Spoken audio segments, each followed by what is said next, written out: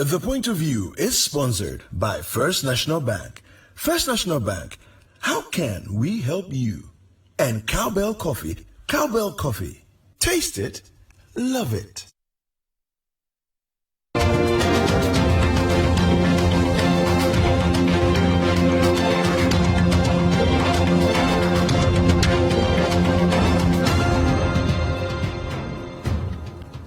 Welcome to The Point of View. This is your favorite current affairs show on television. Here on The Point of View, we get the right guests, ask them relevant questions on issues that matter to you. It's an interactive show. If you're watching, you have a question or a comment, please join us via the WhatsApp number on the screen. If you're watching on social media, please press the like button and share. Don't forget The Point of View is brought to you by First National Bank. How can we help you? And Cowbell Coffee. Taste it, love it. Today I'm going to speak to the conveners and the principal actors of the Fix the Country hashtag and its various mutations. So who are they? What are their main issues? What do they want to see from whom, when, and how? Those questions will be answered hopefully tonight. We'll be right back.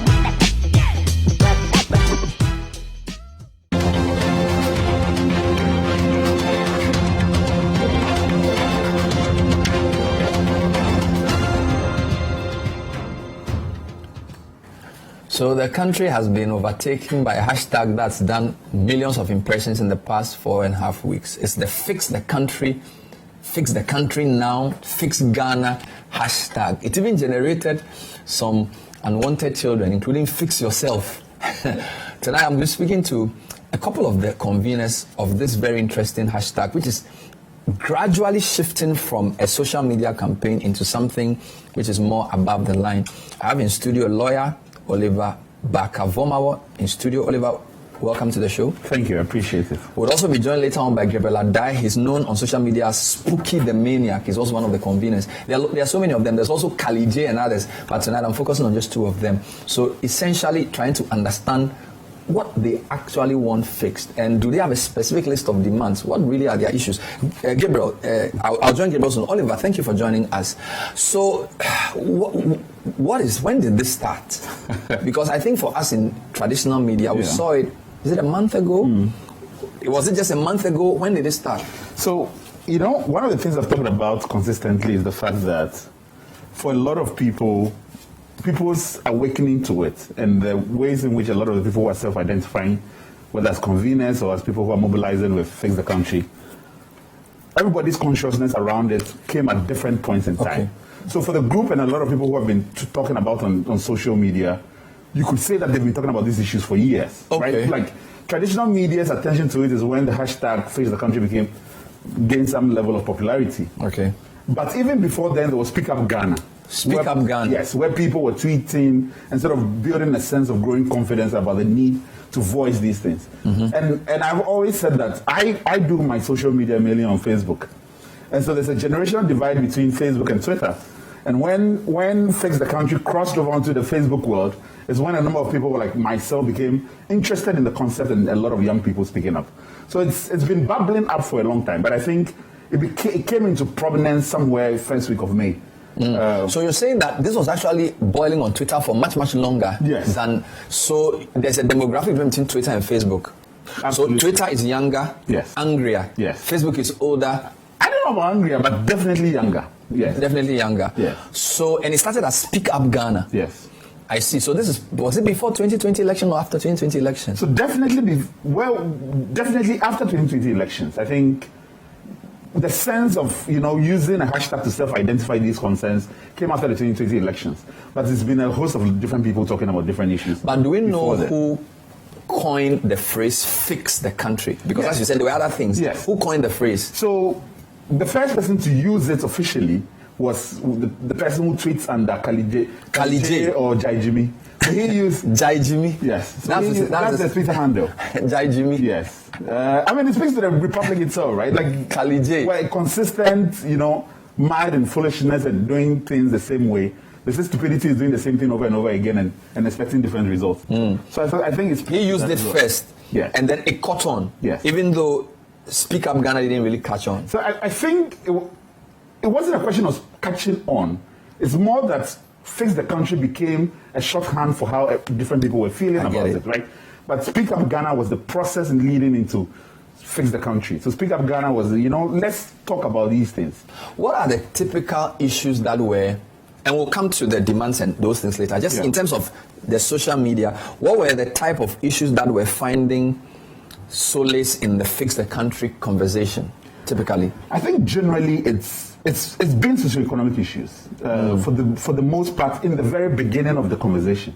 But the interrogation of those socioeconomic issues as to what structures produce those problems became much later on as more voices joined into became part of the conversation naturally. So people then started reflecting on, but why do things continue to be this way? And that's how it has been grounded in. So when you say socioeconomic, give me an example. I mean, people are talking about jobs, people are talking about roads, people are talking about everyday lived realities as young people in this republic, unemployment, people are talking about, general corruption, people are talking about nepotism, and even being able to get ahead, having to rely on somebody before you can be introduced to another person. So those problems have grounded a feeling of hopelessness. Where do you turn to if you have nobody who's speaking for you? And that's sort of the main trends you can talk about, right? But these things have been there for a long time. Unemployment has been an issue for many years. Bad roads have been there, nepotism, healthcare.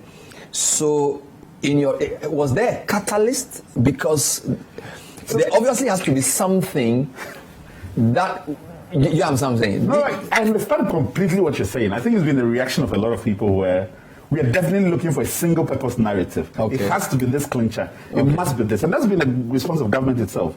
Personally, for me, I think, and for different people have different points at which things connect to them. So I'll give an example that I've talked about consistently. That the first time, before this thing came into my attention, it was after the aftermath of Sam Jones' speech, Culture of Silence, right? And I've been invited on Newsfile to talk about Culture of Silence, and I talked about it in sociological, psychological, and different aspects of it. And mid-conversation, I actually surprised myself, and I said, perhaps the reason why a lot of people are feeling this is that an element of Ghanaian democracy is the street protest culture. And our protest culture is being on the street and being vocal. But COVID has taken that away. And so perhaps that is grounding the feeling where people are feeling voiceless in a way.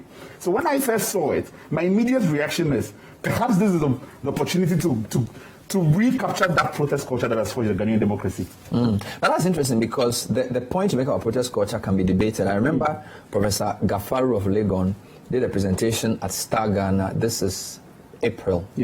And he actually contrasted Ghana to about 4 other African countries and showed that Ghanaians were not very interested in protests. In fact, he had about 4 parameters: willingness to join others to protest on an issue, willingness to join others to write even to a DCE or go for a community meeting or volunteer. And on all the 4 parameters, Ghanaians' experience and willingness to do either of those things was very low. So I'm surprised. So this is you talk about Ghanaian protest culture. So this is the thing. I think that a lot of times, one of the tragedies of democracy is that it erupts or takes away our memory of the past and how in which Ghanaians have traditionally mobilized. So when you go back to the roots of how we really, shook off the colonizer, it came from 1948 protests. That accelerated the drive towards independence, right? And protests can be street level protests, but protests through letter writing. Ours did not evolve into armed revolution like the Mau Mau in Kenya or different places.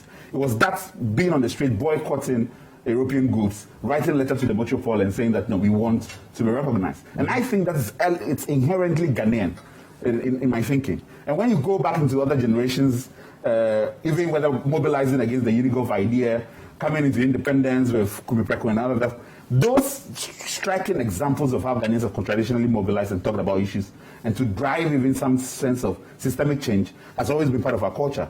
If you're expecting it in the way in which democracy has evolved, town hall meetings, let small groups mobilizing and different things, we forget the legacy that military rule has had on Ghanaians. Like, for instance, I always say that we have normalized the fact that we have so many checkpoints, where police ask you to lower your glasses and shine their lights into it. That is a relic of military past. It's unconstitutional. It's an invasion of your privacy.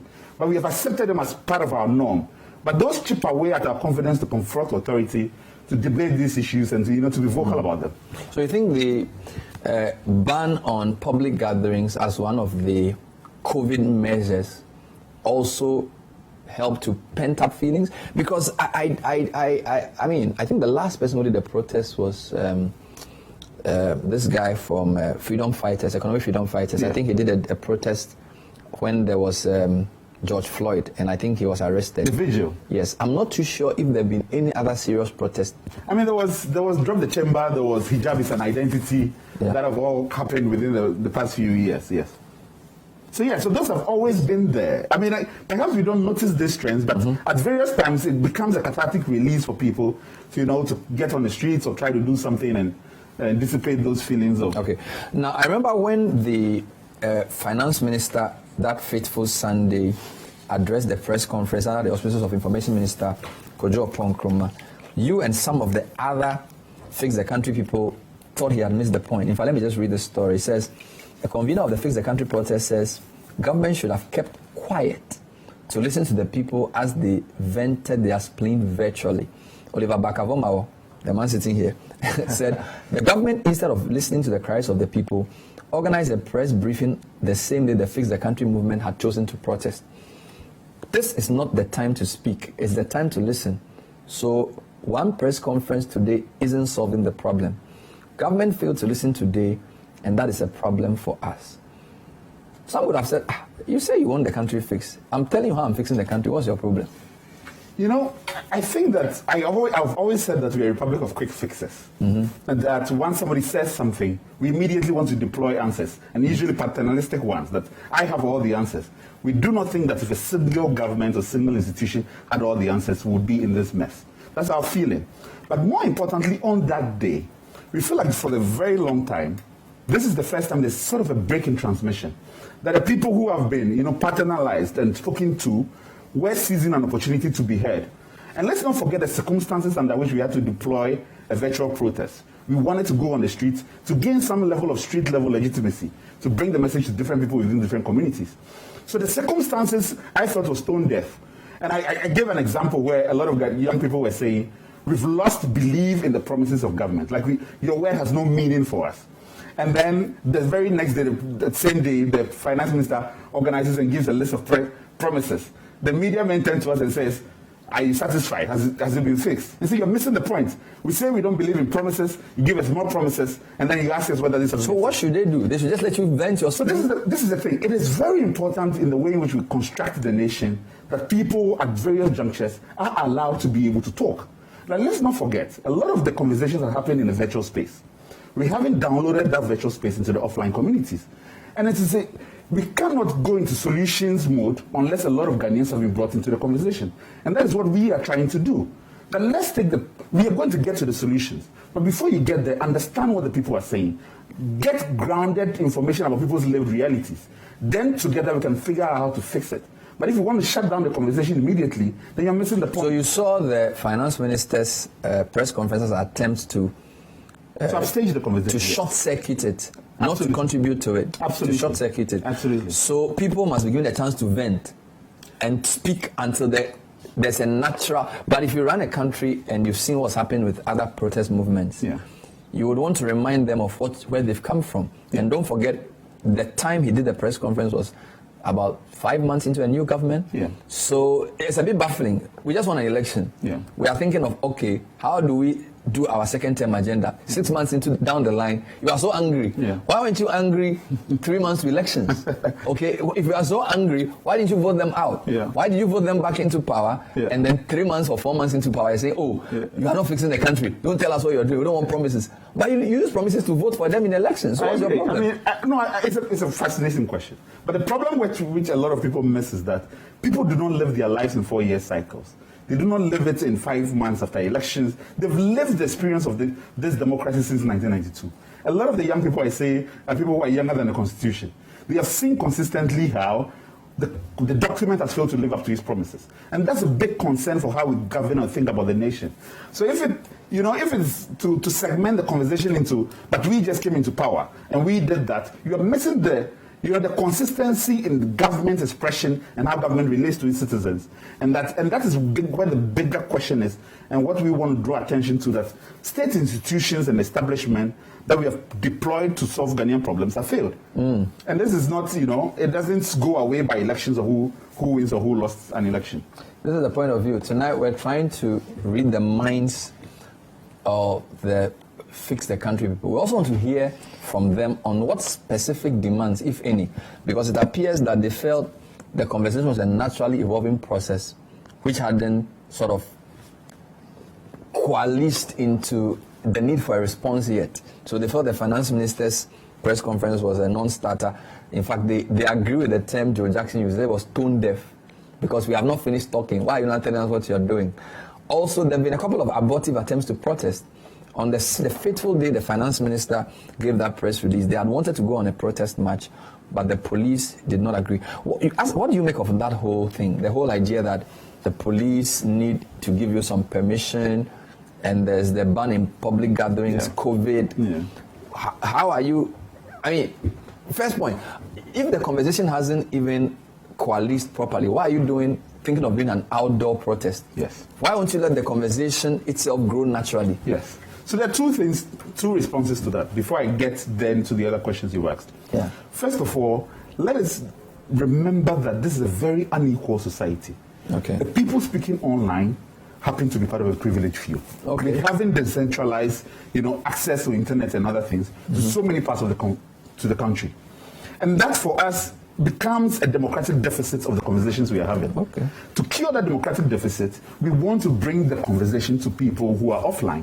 So that's the big part of why we are sending that conversation down. It's not to deploy answers to people in the communities, but to show them that a lot more Ghanaians are speaking in spaces where you have not been part of. And you have been denied opportunity to be part of those conversations. So join that conversation. And it's a refusal to rely on traditional media to relay the message and to translate it or to launder it to people, but then bring it visually to them, that they can be part of the conversation themselves and make that choice for themselves. And that was aborted, and we think that that's a loss to our democracy.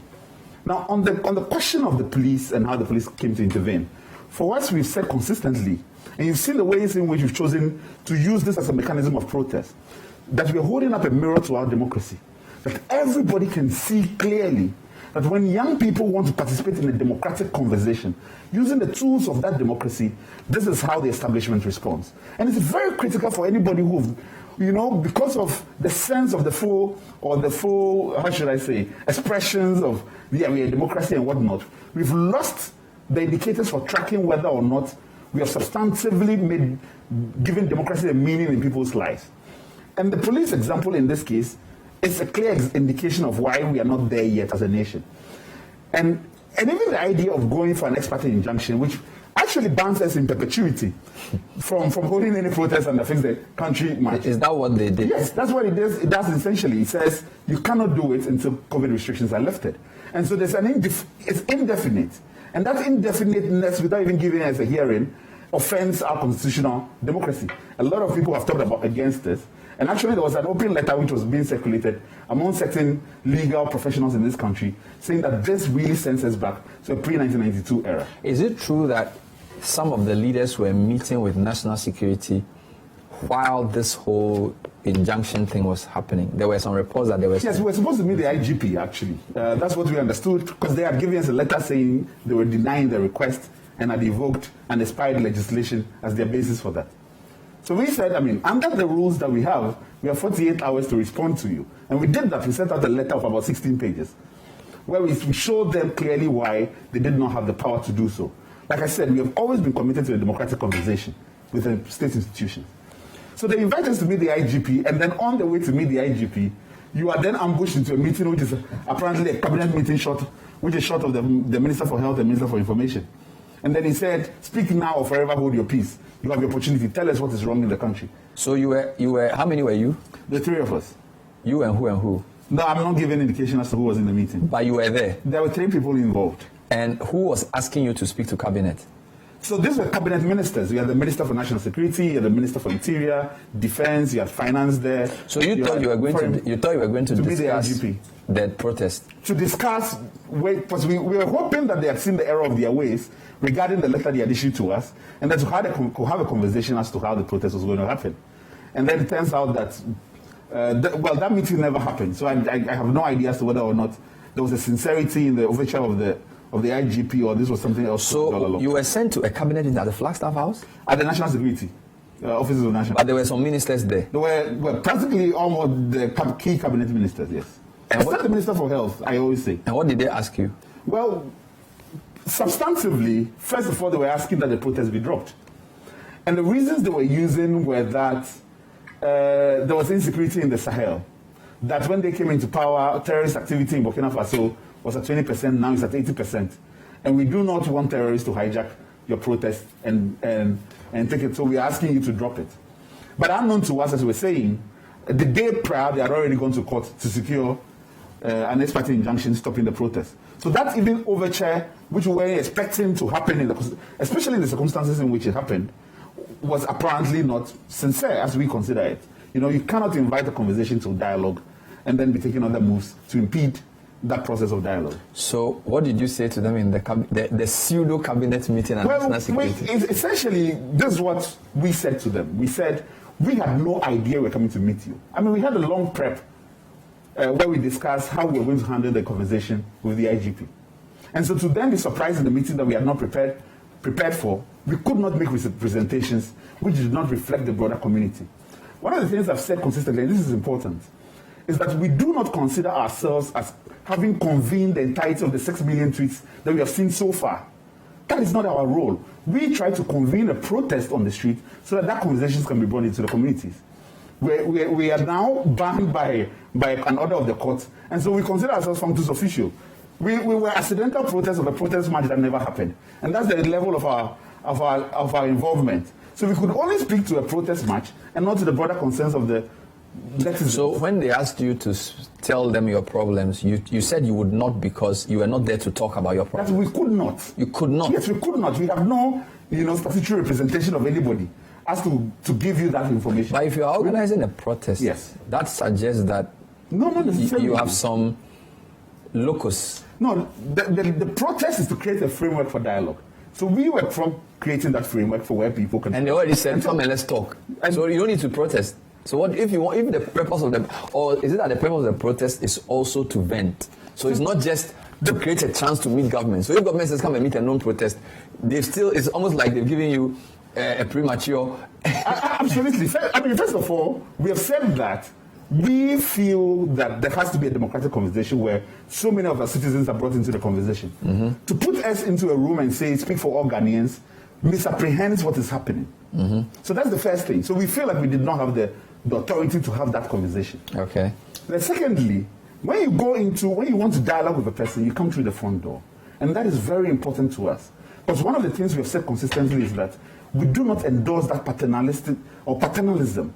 Do not deploy those. They do not work anymore. So let's change the approach. Let's just engage each other as persons who have a project Ghana at heart. So to come through the back door disrespects what this is about, right? So this is some of the nuances that we're hoping that is drawn out in conversations like this.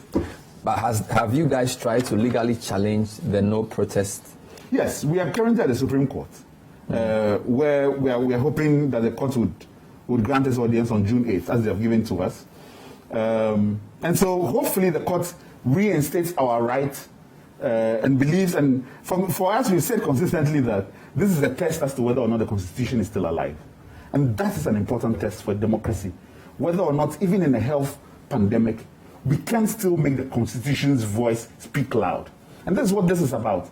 So it is for the court, then, who I believe has traditionally in the past been awake to the protection of constitutional rights, to take on that cloak and protect our democracy. Oliver, is it not very early in the day to be doing protests? Because when you look at protest movements, you typically allow them to bubble up to a point where naturally the protest becomes inevitable. You've accused the government of trying to short-circuit the process by asking for dialogue early. Could it not be the same thing you're doing where May we start talking about Fix the Country, 600,000 tweets to 1 million impressions and more. Then a week after that, people say they want to protest. Yeah. You don't know who the people who are commenting are. You don't know where they are. You haven't disaggregated the support from region to region. Yeah. Yet you want to protest quickly. Aren't you also trying to short-circuit the process? So this is an interesting thing. It's a view one has to have of what protest means.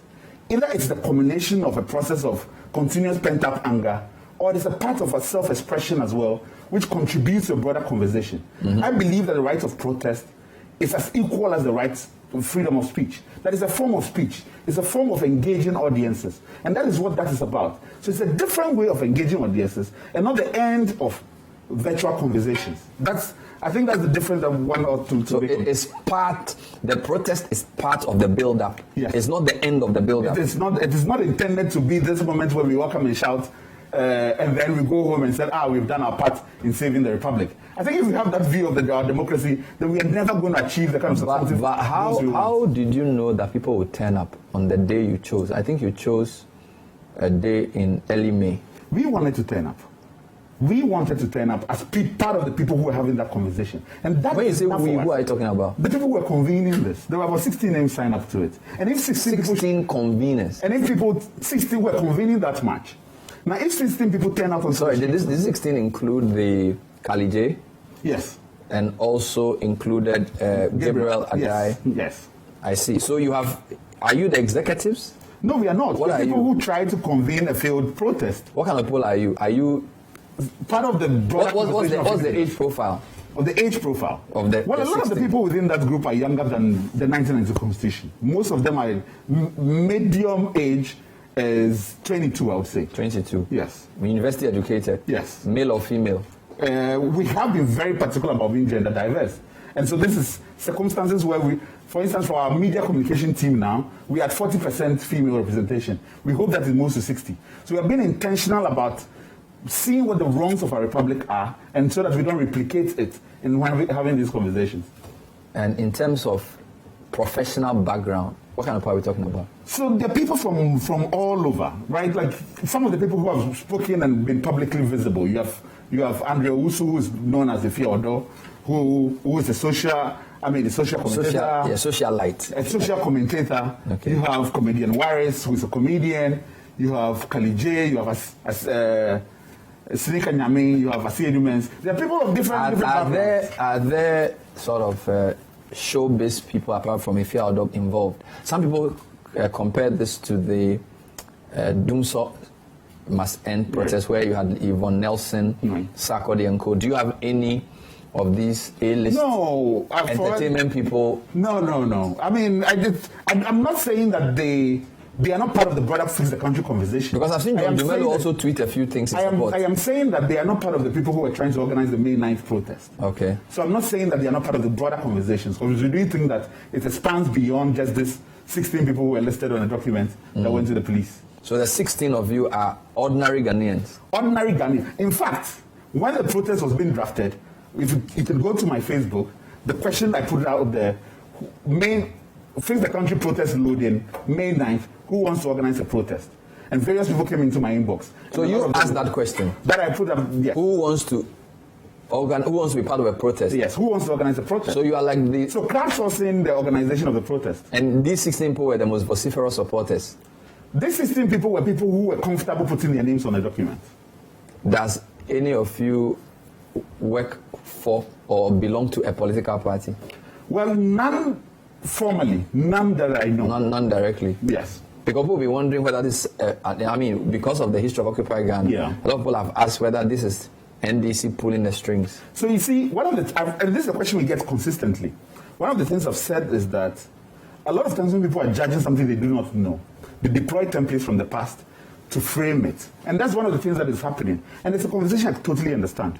But we believe consistently that the reason why Ghanaians have lost their faith in their own voice and ability to mobilize outside of the structures of the two main parties is because people have used their stories and co-opted it to project themselves into certain national leadership. We want to organize differently. We want to mobilize differently. We want to look at why past examples have failed and why Ghanaians could not believe in the project as a viable project to reforming the republic. And so that's why we've been intentional about that this is not going to be a partisan platform. And I have even said consistently that it should be possible for a nation to hold itself to account through other means rather than through the political party system. It's not something that I want to destabilize. I believe in the right of people to have party affiliations. But I do not think that it is producing the results that we need as a democracy. And so we want to organize this differently. This is the point of view. Tonight we are trying to understand what the Fix the Country Now hashtag and the conveners of the abortive May 9 protest have. I have one of them in studio, Oliver Baka-Fomao. Later we'll be joined by others to try and get a clearer sense of where this is headed. Stay with us.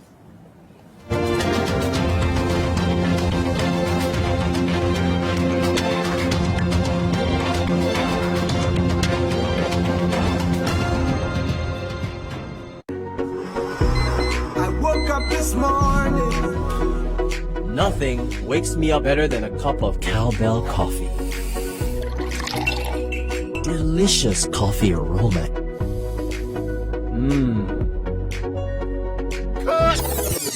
How can you forget your lines again? I'm sorry, sir, just that it tastes really good. Cowbell coffee. Enjoy the delicious creamy coffee taste of 3-in-1 Cowbell coffee. It's a beautiful day.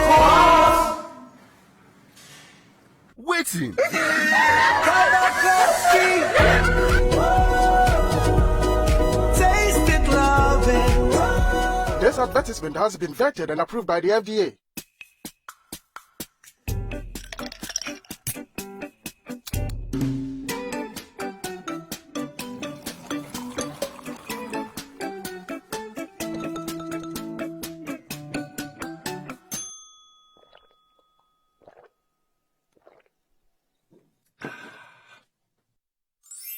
Good Day Energy Drink keeps you going. Available in major supermarkets and shops near you. Excessive drinking can be detrimental to your health. Not recommended for persons under 18 years, lactating mothers, pregnant women, and people sensitive to caffeine. This advert is FDA approved.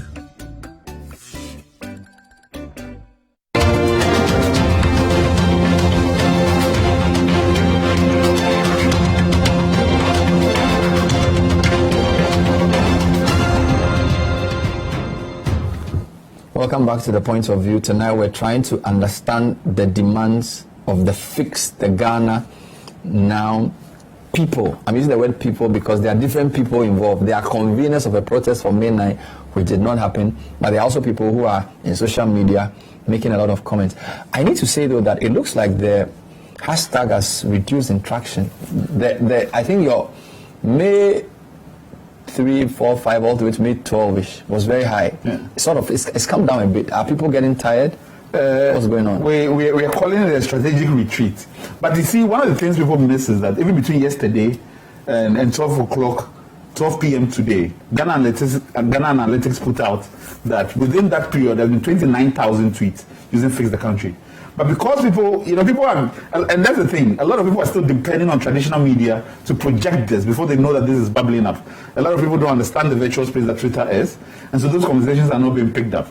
People are also waiting for something new and exciting before they jump on the trend. And this is one of the things which people are still expecting. But we are seeing a consistent, staying within 20,000 tweets every day on this. It's a huge. So in terms of consistency, even though it may not be the number one trend, yeah, it's done better than most trends for the past period. Absolutely. All right. So we'll come to your demands shortly, but I did an editorial and I sort of spoke to government, which people have shared, and I also said a few things to you guys. Did you watch it? Oh. Because I was trying to like the Bible with it. You did. You watched it. Yes. But you obviously didn't listen to what I said because I don't know if my guys can even play back because I was advising a couple of things. We were a political takeover. I'm not sure if that has happened yet. Yeah. But I also talked about how you should keep it in a structure which is a network and not a hierarchy. So don't start sharing posts. Yeah. I also spoke about the fact this was going to be a long haul and not a short haul thing. And I said a few other things I don't remember at this point. You seem to have quickly organized. So I saw a list of 40 communicators. People have been given different posts. Yeah. One teacher post now. And that was what I was asking you not to do. You didn't listen to what I said. So let me say this. First of all, when you look at the media list we put out, yes, everybody is described as a media communication liaison, myself included. The problem is that I think generally we have a habit of wanting to make heroes out of every movement. And that when we see a number of people who are speaking and media facing, we assume naturally that they have assumed some leadership position within this. But people are organizing in a way in which certain people feel much more comfortable in engaging with the establishment. And those people are taking on the added personal risk of speaking up.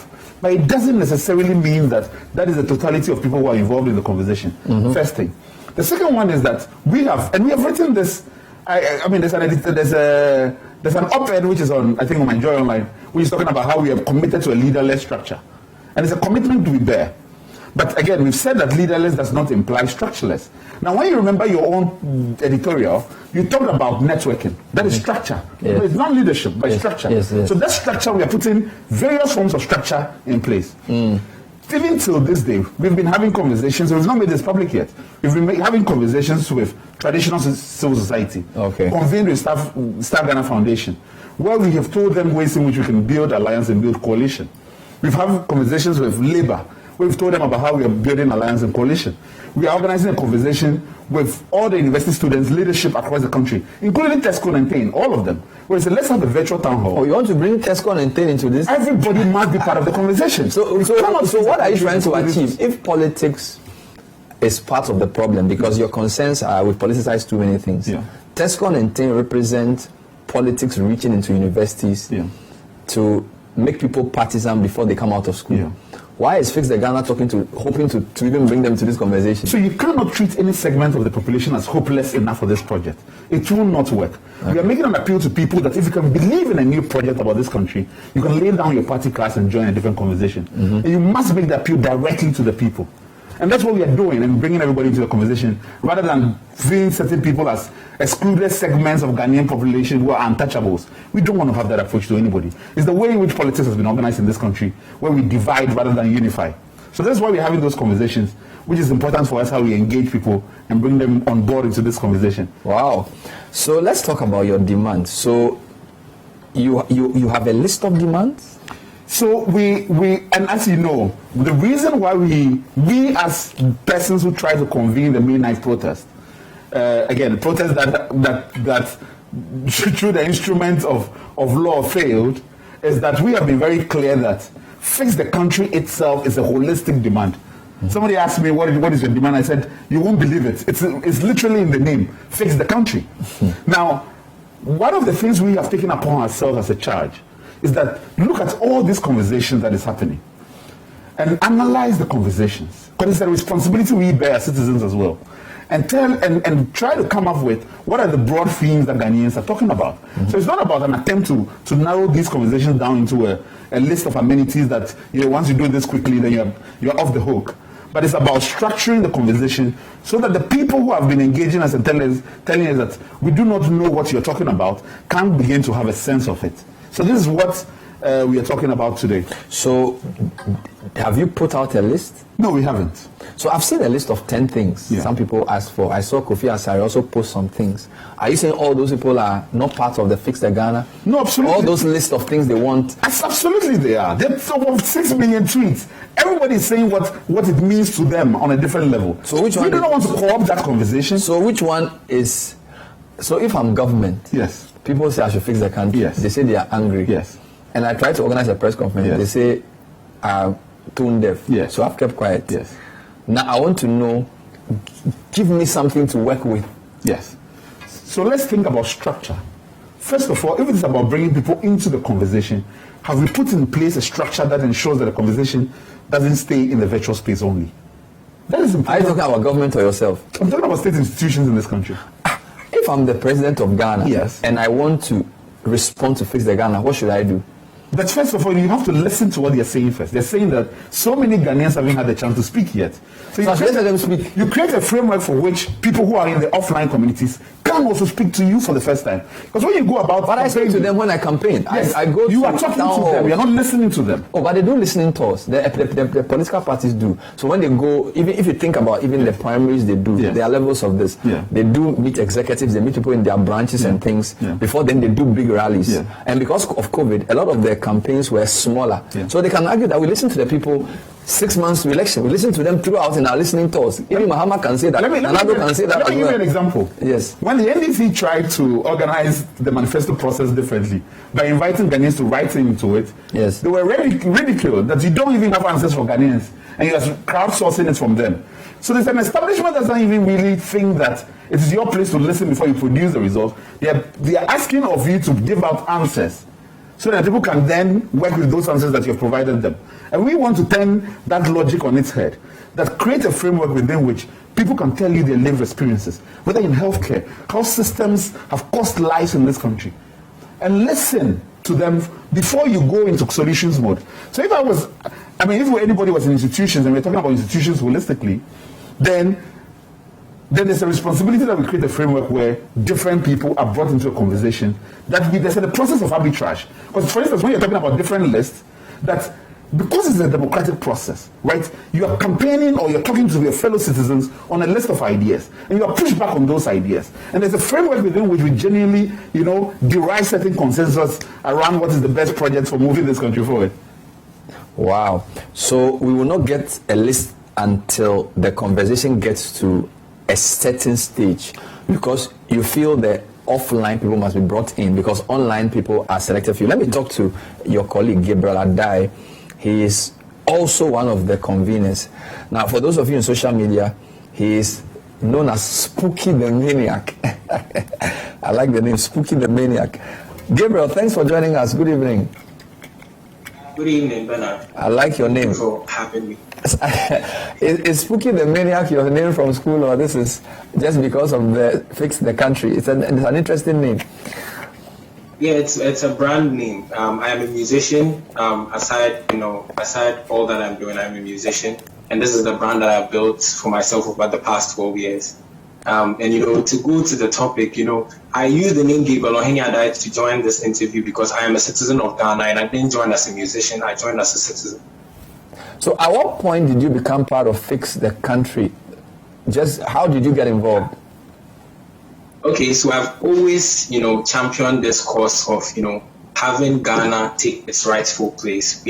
I'm not too old, but for as long as I have lived, I have not seen any direction that Ghana is going into, because we've always had the conversation of, political parties and, diverse ideas, when both ideas could be merged or understood in a way that it's going to take Ghana forward. It's either this one says this one's point doesn't make sense, or it's not, something that will take the country forward, so they scrap it, or nobody even listens to each other. So I listened to what was going on social media, and I realized that the people were actually speaking, and that is one thing I've always been asking for, that the people that actually have the power to put these politicians in power, say what they have to say. And we were expecting that when we wrote the petition to the police, that they would allow the people to speak. But then we got faced with, I don't even want to go there, but honestly, we didn't expect that the police would shut the people up instead of listening to them. So you really thought that a demonstration on May 9 was a natural and necessary progression in the protest? Bernard, it's either that or we get to the point where, people don't talk, they just act. And we don't want to get there. The point that, people get hopeless and feel like, what else do I have to lose? We don't want to get there. You have to allow the people to speak, because when they don't speak, it becomes like, a pent-up anger that over time builds and they act upon it. And, we have had several experiences from other countries that we cannot, even hit on. But Ghana as a country does not want to get there. We've prided ourselves in the fact that we are a peaceful nation and a democratic nation. So if we are a democratic nation, this is the point where it should show. Don't you agree with me, Bernard?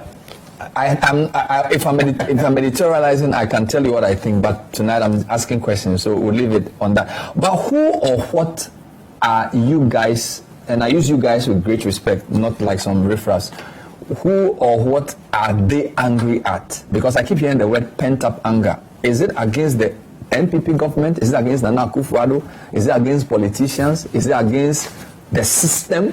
What are you really angry at? I love this question. You know, if it was against one government, we wouldn't have people of different political ideologies and mindsets come together to say enough is enough of this political talk. Let's put politics aside and come together and strive for the nation. If it was about politics, so we are angry that the people's voice are not heard, because year in, year out we see manifestos of how Ghana is going to be better. The manifestos have no direction for the country as a whole, you know, because I wanted to say this before. If a country like Ghana had a 100-year plan and say MPP was the government in power now, for their 4 years, they could take a portion of the 100-year plan and work on it. And, you know, after the 4 years, we will judge what they've been able to do in that 4 years of the 100 years that we have planned for Ghana, right? But because there's no clear direction, any political party that comes and does a portion of only God knows what, and then they say they've done well for the country. Because Ghana does not have any direction, and that is what we are fighting for. We are fighting that things start working, the system starts working. You know, our constitution is such that it makes the rich richer, the poor poorer, and we are still here speaking about laws that, you know, over time have lost their relevance, and we need, you know, there are so many things that we can talk about, but the government knows all this. The state institutions know about all this. The people have now. So who is the most important person to fix this? Is it all? Okay, so again, is it Nana Akufo-Addo who's supposed to fix this? Is it MPP government? Is it politicians? Is it all of us? Who do you think has the greatest responsibility to fix the country? This is a very wonderful question. I think, you know, we are going to start with leadership, and leadership does not come in one person, right? The people of Ghana have put their powers, and I think this is another thing I need to say. Ghanaians do not understand that they have the power. The power that these political leaders hold are not things that they created out of thin air. You gave them the power, so they are supposed to work for you. And if you understand that and they are not doing what you expect them to do, you kick them out because they are not using your power the right way. So when we speak about leadership, the people we have put in leadership roles, we expect them to do for us as we have asked them to. And, you know, we see the things that we have asked them to do in their manifestos, and they don't even, you know, deliver on those. One major thing that worries Ghana, we ask for things, we speak for a while, and then after, you know, something else comes to, we forget. But one thing about Fix the Country, or the group of people that have decided to say enough is enough, or even the Ghanaian populace, I don't even want to say a section of people, because when we did the virtual protest, we saw the magnitude of people that were saying, you know, the country needs to be fixed. So the people that are saying the country needs to be fixed are tired of all of that. Now, if you are going to do it, you do it, and, you know, we don't want the lip service anymore. We are tired of that. We saw the, you know, finance minister come out with another list of promises on the day that the Ghanaians were speaking. Such a tone-deaf, you know, reaction to when Ghanaians are speaking. Effective communication. You should listen and also respond. You don't speak when the people are speaking. So, anyways, we are going to take it on that and still keep on this fight until we see change. On the ground. Gabriel, one of the little lessons I know about leadership is that the key to being a good leader is to prioritize. So again, you're saying this is a question for leadership. So let's assume leadership is listening to you, political leadership, religious leadership, I'm sure, yeah, and other levels of leadership. What should they prioritize in fixing the country? Because I'm trying to get to a certain list of demands or a certain list of things. So if you say we should fix the country, always get to. Bernard, you always get to. I'm sure Oliver has already told you that. Yeah, but so the leadership should just keep quiet and let you talk, or they should. No. Okay, what is the most important thing they should fix within the next 1 year? Ghana. Which aspect? You know, the thing is, when you are voted into power, you are told, or you come with, a plan, and the plan is what Ghanaians vote for, right? So if you come and you say you will fix the country, we need to see those plans on the ground. We are hearing a lot about the excuses rather than how the country can actually be fixed. But Gabriel and Oliver, I'm not trying to hold you for anybody, but you have structural problems. Okay. So if you come to a house that is weak and you want to fix the house, you start with the structure of the house. Right. Because if the house is collapsing, you don't go and change the roof. Yeah. If a house collapses, you don't start by changing the roof. Right. You deal with the foundation. Right. That's what economists call structural issues. Right. So structural issues may include the nature of the economy. Yeah. For example, what percentage of people are in agriculture? How many people are in manufacturing? How many people are in services? So it's a structural issue. Yeah. How many businesses are locally owned versus foreign owned? They are structural issues. Yeah. Do you produce or you import? Right. You can deal with that before you then go to things like salary. Right. Because the structure determines the incomes. Right. Okay. So if you say we don't care, we don't just fix the country, you also tone deaf. So because you're also basically not understanding that to fix a system, you need to go about it in a specific way. So if a operator comes to say, okay, I'm trying to change the structure of the economy. Yeah. I'm trying to boost industrialization, one district, one factory. I'm doing Obatampa, whatever. Yeah. And you say, well, you don't fix the, you don't hear that. We just want to fix the country. It's like a child who's saying, I don't want to listen to anything. Just give me food to eat. Yeah. So let me say this first. There's a point. There's a step you missed before you talk about the structural issues. Yeah. Which is the assessment you need to determine that the problem is the structure. Yeah. And that process hasn't been done yet. So the process of determining whether or not it is the structure that is faulty is what we are saying. It's been barely 3 weeks, Bernard. I think we are losing a sense of time here. Okay. It's been barely 3 weeks and we want to immediately go into hiring people to root out the foundations. That is where the problem is. It shouldn't be quick fixes.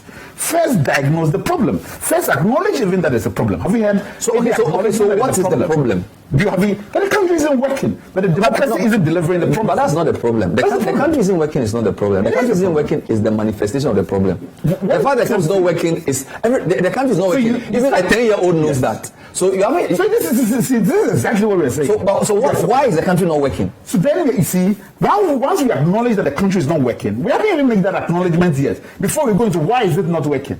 We are still at the stage where there's a lot of denial as to whether or not the country is working or not. So you want them to admit the country is not working? But I'm going to give you a sense of some of the things we've talked about with civil society generally. So let me take a short break and do that. So Oliver and Gabriel will tell me the key issues they believe are responsible for why the country is not working. Hopefully that will lead to an acknowledgement for the country not working, and then we'll fix it. Hope you're enjoying. This is the point of view. It's the Fix the Country edition. Stay with us.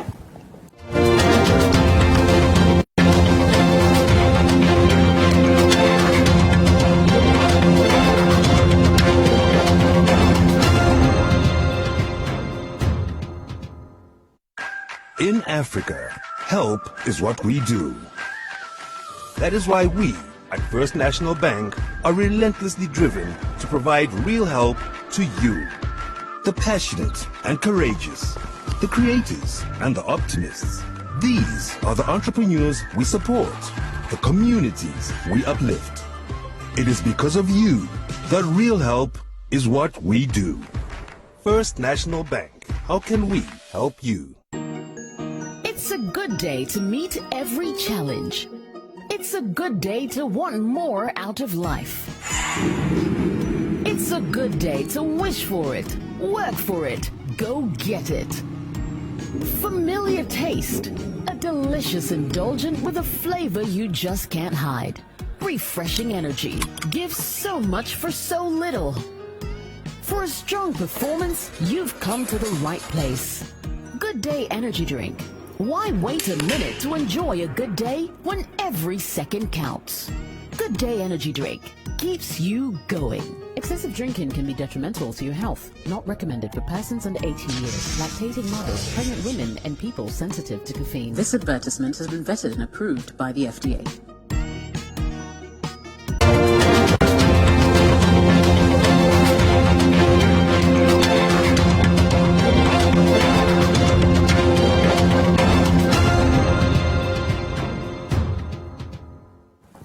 Welcome back. We're still trying to understand the Fix the Country campaign. My guest, Gabriel Adai, is called Spooky the Maniac, is on Zoom. And I also have in studio Oliver Bakavomawo. So I'm trying to understand the sort of point you're making about Fix the Country in terms of what the problem is. Yeah. You say you have a few ideas you've shared in the past. So this is what we're saying, that we have looked at the entirety of the conversations, and we have distilled them into three things. Structure, not demands, but how to structure the conversation. First of all, we think that we haven't had any confirmation or statement from the highest level which acknowledges that there's a problem. And that problem is important for how people can rebuild faith in the project we have. Say to us that our democracy has failed to materialize in people's lives. And I think that that is the first step in that this conversation needs to happen. So this is political leadership. Yes, it's an important step. So the president must admit that the political system has failed. Yes, there has to be an acknowledgement and even an apology to younger generations who believed in the project. I grew up in a system where I genuinely believed that Ghana was going to be different in the Vision 2020.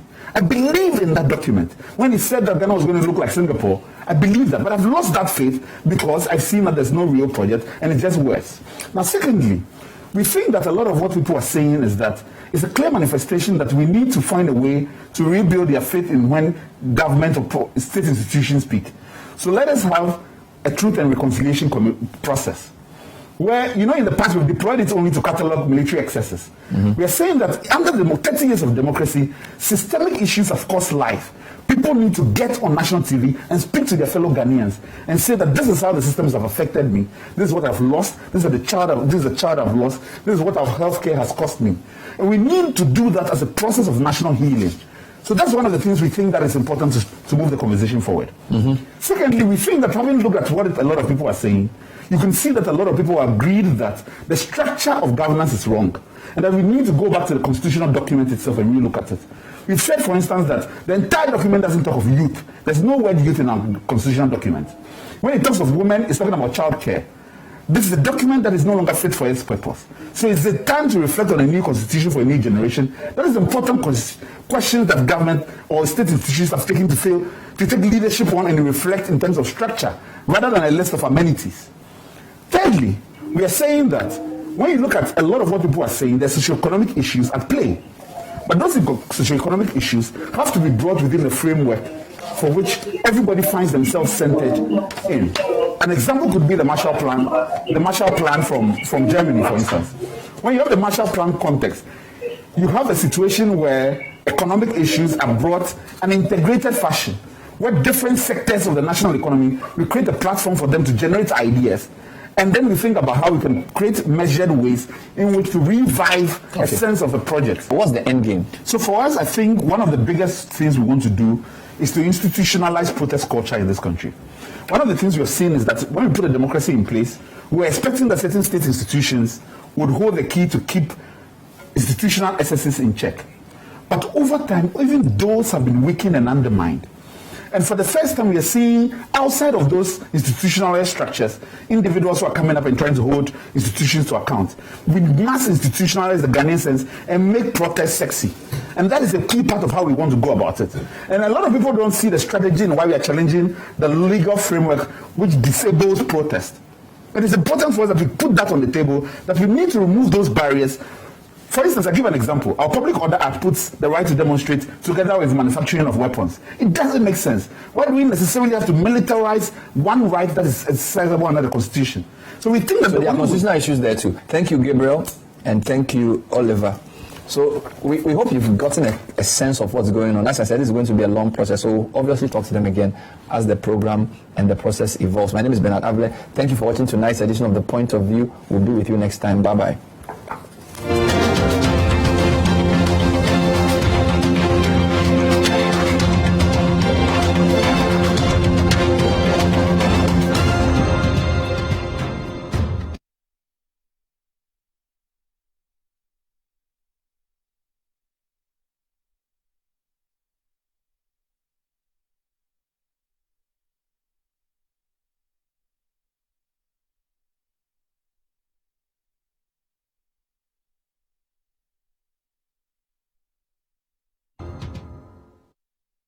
The Point of View is sponsored by First National Bank.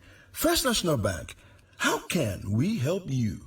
And Cowbell Coffee, taste it, love it.